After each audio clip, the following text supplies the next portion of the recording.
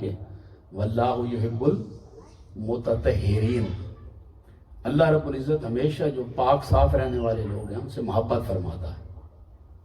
تو اللہ پاک محبت کرتا ہے پاک صاف رہنے والوں سے، جو ظاہر کی طہارت کا اہتمام بھی کرتے ہیں اور باطن کی طہارت کا اہتمام بھی کرتے ہیں۔ باطن کی طہارت بعد میں آتی ہے، پہلے ظاہر کی طہارت ہے، اور ظاہر کی طہارت کا امپیکٹ انسان کے باطن پر پڑتا ہے۔ ظاہر کی طہارت کا ایک بندہ اہتمام نہیں رکھ سکتا، یعنی ہر وقت جو بندہ بوضو ہی نہیں رہ سکتا، اس کے باطن کی طہارت کہاں سے ہوگی؟ طہارت کے درجے ہیں نا، ایک ظاہری طہارت ہوتی ہے، ایک باطن کی طہارت ہوتی ہے، اور ایک سری طہارت ہوتی ہے۔ ظاہر کی طہارت تو یہ ہے کہ انسان کا جسم کبھی پلید نہ رہے، لباس کبھی پلید نہ رہے، ہر وقت باوضو رہے، یہ ظاہر کی طہارت ہے۔ یعنی غسل واجب نہیں لیکن وضو نہیں کیا ہوا تب بھی طاہر نہیں۔ جن لوگوں سے اللہ محبت کرتا ہے اور وہ متطہرین ہیں، وہ لوگ ہیں جن کو ظاہر کی طہارت بھی حاصل ہے اور باطن کی طہارت بھی حاصل ہے۔ اور ظاہر کی طہارت کا مطلب یہ ہے کہ انسان 24 گھنٹوں میں کبھی بھی بے وضو نہ رہے، حتیٰ کہ بیڈ پر جب جاتے ہیں سونے کے لیے تو سونے سے پہلے وضو کر کے جائے، اور اٹھتے ہی سب سے پہلے پھر وضو کرے، اور اس کی طہارت ٹوٹ جائے تو وہ بے قراری محسوس کرے اپنی طبیعت میں۔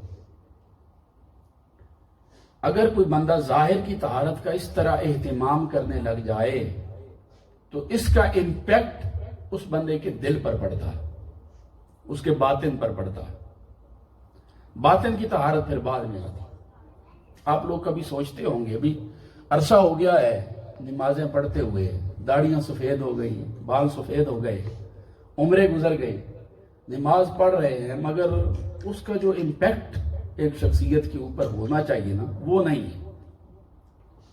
بندہ بیٹھتا ہے کئی دفعہ یہ غور و خوض کرتا ہے، اس کا بنیادی سبب ہی یہ ہوتا ہے کہ ہم ظاہر کی جو طہارت ہے اولاً تو اس کے اندر ہی غافل ہوتے ہیں، اور اگر ظاہر کی طہارت کا اہتمام کرنے لگ بھی جائیں تو اکثر یوں ہوتا ہے کہ ہم باطن کی طہارت کا اہتمام نہیں کرتے، یعنی دل پاک نہیں ہوتا۔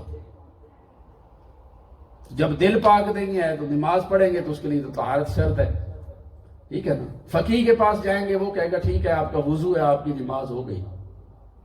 آپ کسی ولی کے پاس، کسی کامل صوفی کے پاس جائیں گے وہ کہے گا بھی آپ نے ظاہر دھویا ہے، فقیہ کے مطابق آپ کی نماز درست ہے۔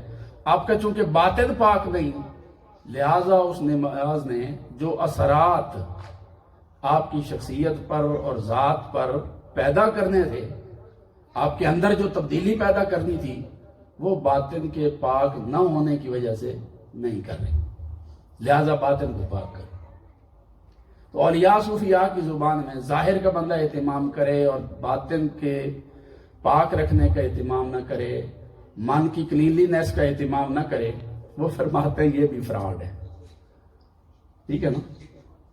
جیسے وہ بابا بلے شاہ صاحب رحمت اللہ علیہ فرماتے ہیں کہ 12 دھویں گٹے گوڈے تیرے اندر رہی پلیتی، دنیا دارا رب دے نال بھی 420 تو کی تھی۔